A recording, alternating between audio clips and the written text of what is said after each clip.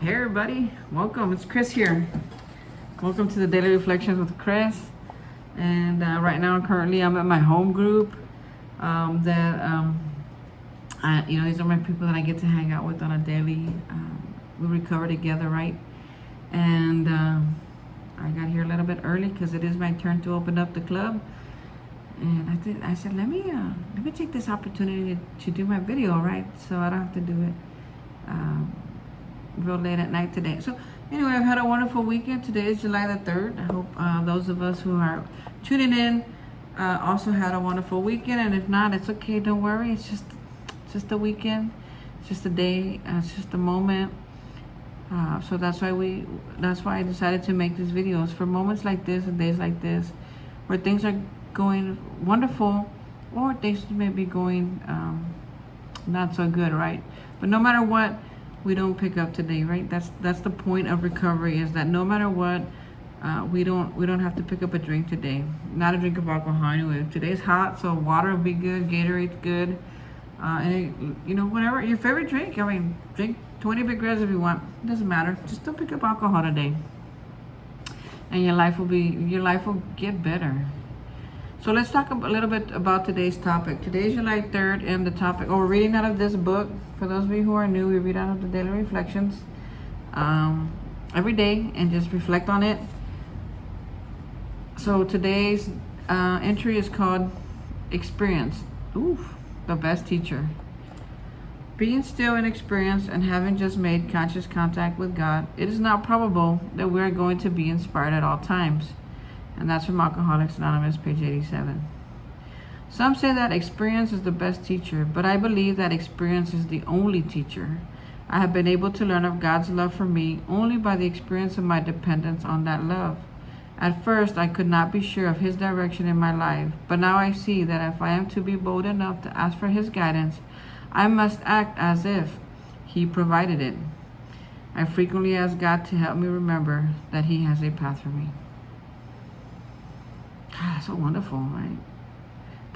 To me, that's like even being here for a while now, and thinking about what my spiritual walk how it's evolved, and still being able to read this and be like, man, I do have to be reminded that He has a path for me, and that I'm not doing this for nothing. I mean, He never comes back in the negative. He never comes back in default. He never comes back. Walking with God has never steered me the wrong way. I might feel like it's not the way that I want it to be, but it's never gone wrong when I put my life in His hands. So step 7, we're going to start talking a lot about step 7. That's where we actually recommit ourselves to turning our will and our lives over to the care of God as we understand Him, right? And it's a little different from step 3 in the fact that this is now the step 7. So that has a different prayer. It's the step 7 prayer, right? So, and we're talking about letting go of all our character defects, giving them to Him so He could do whatever He wants with them, right? So I like what it's, and this reading, I'm pretty sure it's out of step 10, but I'm gonna read it again. Being still in experience, and I love this little piece right here. It says, being still in experience. In other words, we're just learning how to walk with God. We're just learning how to tune into Him. We're just learning His versus ours. We're barely starting to familiarize ourselves with His voice, right? So we're still in experience. And having just made conscious contact with God. In other words,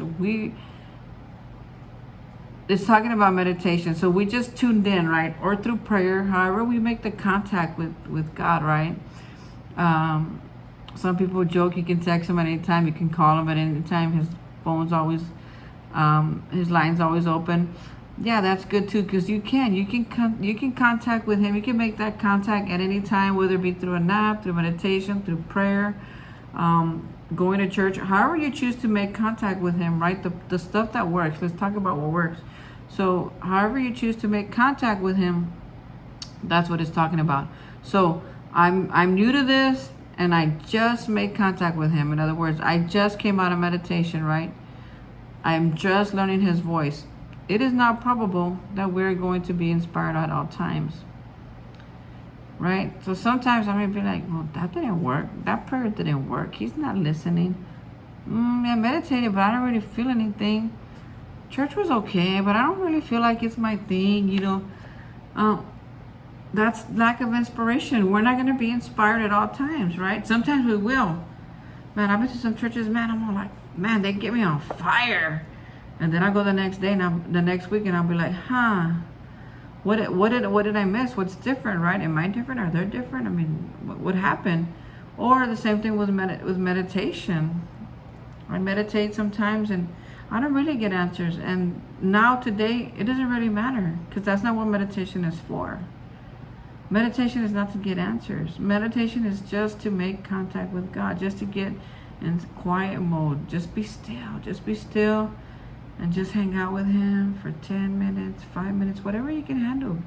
If you're new, like when I was new, I could sit for 2 minutes, maybe one, but like about 5.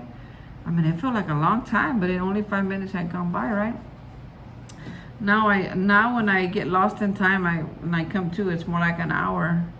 But I didn't, and it's not because I'm such a holy roller or a big spiritual guru. I'm not. It's just because something happens to me, gets a hold of me. Sometimes I start praying right here in my group, because we pray, and they're like, okay, it's over, and they start talking, and I can't seem to open my eyes again. They're shut because I'm consumed by the feeling of being in contact with Him, right? But I wasn't always like that. When I first started it, man, I thought I heard His voice, and I'd be like, oh no, God said for me to go do this, and I would do things, and I was like, that's not God's will, Chris. I mean, like, that's just Chris's will, right? And I've done that a lot. So how do I learn? Experience, right? It's telling me experience is the best teacher. And this guy goes on to say that experience is the only teacher, right? Well, trust me, when you get into a relationship, you're gonna learn a lot. When you get out of a relationship, you're gonna learn a lot. When you get a new job, you're gonna learn a lot. When you walk through your day, you're gonna learn a lot. As you continue with this program, you're gonna learn a lot about life. You're gonna learn a lot about yourself. You're gonna learn a lot about your higher power. You're gonna learn a lot about people around you. I mean, you're just gonna learn a lot, right? And sometimes not everything makes sense. Sometimes some stuff can be confusing, and that's okay, because you're new to it, right? So if I'm new and I'm in a situation and I don't know what to do, I'm right. How am I supposed to know what to do if I've never been there before, right? I've been drinking this whole time. I've been numbing out these feelings this whole time. I've been not caring less this whole time, right? Now all of a sudden I'm in recovery. I can feel every feeling. I care about my fellows. I care about myself. I care about my family. Things come up and I'm like, I don't know what to do. Right, so I call my sponsor and she's like, well, get to service work. I get into some service work and I was like, man, I feel better, but I still have to address this situation. And even though I'm not in my feelings anymore, and I can see more clear, the right decision is not always so clear. And a lot of times it is clear, but sometimes it's not. So I ask for God's help. I ask for, the 10th step is where we ask for direction. We ask for an intuitive thought. We practice restraint of pen and tongue. I mean, I'm not just shooting my mouth at anytime somebody gives me a comment. I don't just go and blow everything out of proportion and cause drama or cause hurt. I look at it, I listen to it, I don't absorb it, but I listen to what that person said. And if I need to reflect on it, I will, but if I don't. I tell them like I tell them in meetings. Thank you for sharing. Right? So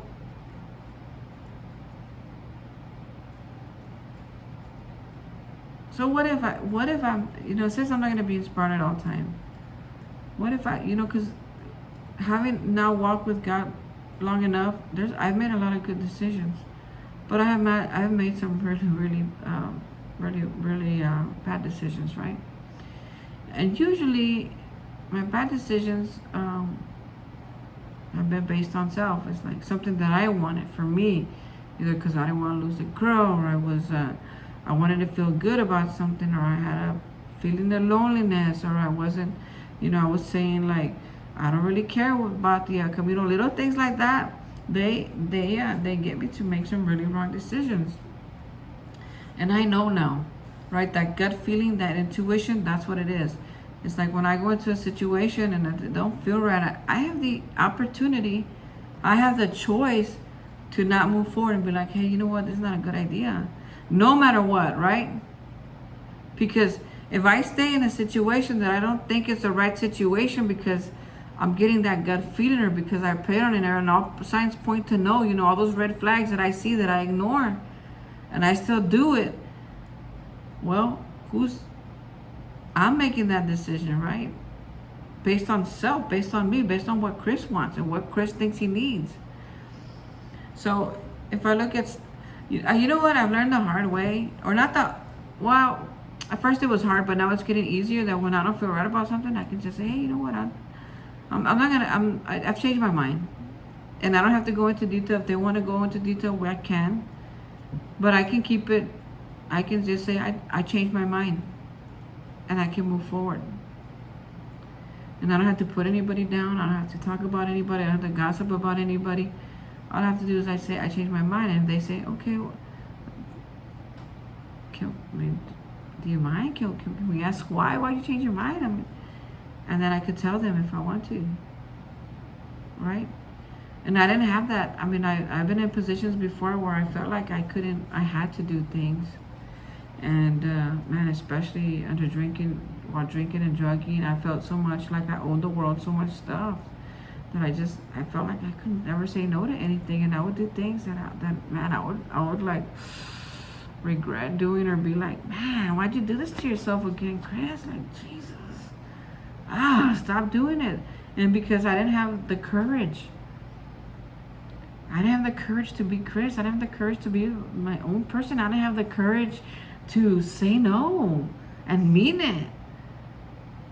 People would convince me to do a lot of things. And you know what? Ever since I started using no as a complete sentence, people don't ask me to do things that I don't want to do anymore. As a matter of fact, when I want to do it, I'll just go do it. People don't got to ask me. It's called initiative, folks. If you ain't got it, get it. Get initiative. Take initiative. Go and make your own life. I don't gotta wait for somebody to ask me, hey Chris, what do you think about this? I'll be like, I'll just go out and I'll do things so nobody comes and asks me what I think about something. I'll just go out and do it. Right? Because they'll know what I think. Oh, Chris likes going to his meetings. Chris likes to go bowling. Chris likes to go to the movies. Chris likes to read books. Chris doesn't watch TV. Right? So there's a lot of things about me that people will know. People who care about me will know about watching me. Right? No, they won't. They're like, if you ask any one of my friends, it's Chris's birthday, where we're going to take him, they will tell you my favorite restaurants. They know. Why? Because I tell them, hey, let's go eat at my favorite restaurant. Hey, let's go do this. And to me, if they say, oh, I don't like that place, I'll say like, okay, you still want to go? Because I get to be me today, and I wasn't able to be me while I was carrying around all these character defects that weren't working for me no more. So when they introduced me to the Step 7 prayer, I was like, I want that prayer. Everything that's in me that cannot be used for good, remove it. Anything that's in me that's hurting somebody, remove it. Show it to me so I could work on it. Right, the page 86, 87, this reading that we're reading right now, it's about our daily inventory. Show me what I did wrong. If I hurt somebody, help me to remember so I could make it right. So I could make amends, so I could pray on whatever did that. Well, man, that sounds like a lot of work. Why would I want to be looking at that every single day of my life? You don't have to. You don't have to do anything that this program says. They're all suggestions, right? But when I'm having a bad day, something don't feel right, and every decision I make feels wrong.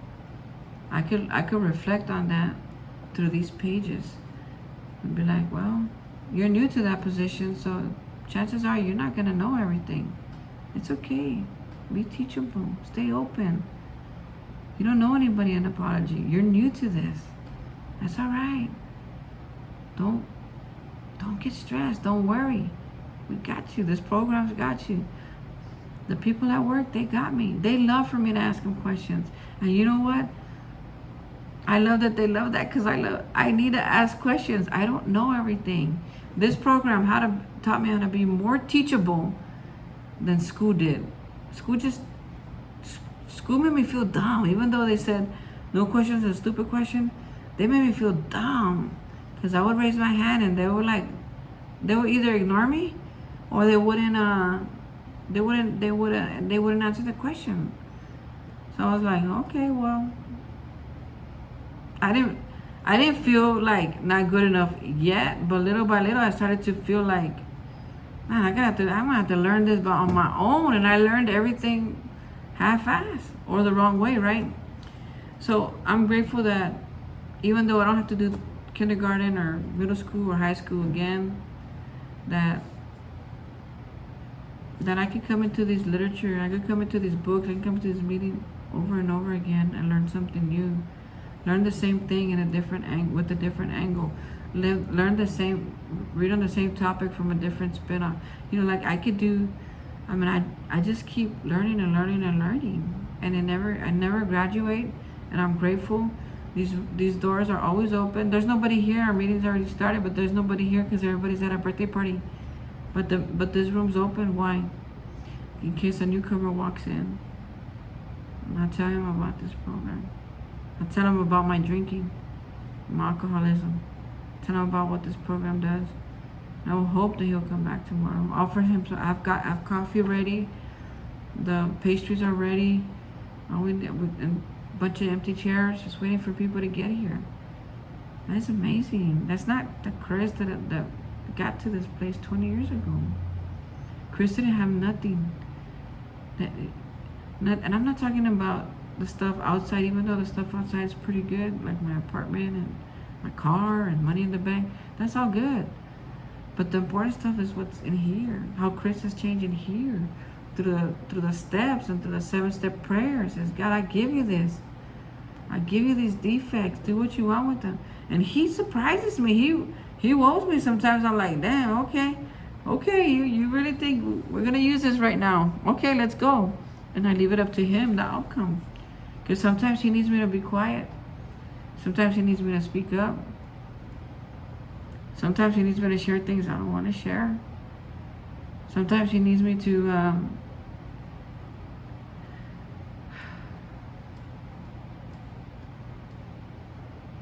make a video. But I don't really know. I just know that putting my life in his hands was the best thing that I ever did. For me. And it's nothing like what people out in the world told me it was gonna be like. When they told me that I'm gonna go to hell because I'm gay, because I'm transgender, because I'm Mexican, or because I'm poor, or I'm not good enough, because I dropped out of high school. Do you know that God's not like that? He tells me, yeah, you didn't finish it, Chris. You didn't finish high school, but guess what? What I start, this is God talking. What I start, I finish. So people, while they see me that I didn't get a high school degree, that doesn't matter. He's not done. I'm not done learning. I may never graduate this program, and that's okay. I never will. Why? Because he's not done with me, so I'm still learning. I'm still teaching. I'm still helping. I'm still holding to hope. I mean, we're going here. We're moving on. It doesn't matter what they say. Nothing matters. All that he knows is that I'm available. And I remember one time there was this song, right? I was in church one day, and there was a song playing, and it says, "Here I am, Lord. Is it I, Lord?" Right? Because they were talking about He wants people who are available. And I remember raising my hand in the middle of a crowded church, raising my hand and saying, "Here I am, Lord. Here I am." And man, I can't tell you how many times that I felt like in that moment my world changed again, because now other people were calling me, people were using me, people were molding me, teaching me, refining me, helping to be the person that I am today. That when I go somewhere, I make stuff happen. I don't make it happen, but it happened. Why? Because I'm a worker bee now. I used to think I wanted to be the queen bee. I'm not. I'm a worker bee. Put me. Let's go. Let's dig those holes. Let's sweep that floor. Let's mop it up. Let's clean those ashtrays. Let's go carry the message. Let's go on a mission. Let's do it. I'm down. That's right. I'm down. I'm available right here, right now. Use me how you will. And God does all the time. He uses me. Sometimes he just needs me to be still. Sometimes he just needs me to go shop for groceries. Sometimes he needs me to break records. Sometimes he needs me to set goals. Sometimes he needs me to help cheer other people on while they're breaking their records and changing and being successful. I love being the greatest cheerleader. I love being your biggest champion. That's my favorite thing to do. Is to be behind you, telling you you're gonna be okay. I'm right here, and you're not alone. As long as I'm with you, I'm gonna be with you. We're gonna do this together. We're gonna be like little penguins. You know, penguins. When somebody's sick so say there's a bunch of penguins, right? And somebody's sick, and they're all traveling together, or they're all hanging out together. The penguins, they get real close to that person, kind of like this, right? They get real close to each other, so the penguin doesn't fall. Because once the penguin falls, he dies. I want to be your penguin. I love you, folks. I gotta say bye for now. The meeting's about to start. Have a wonderful day. Bye.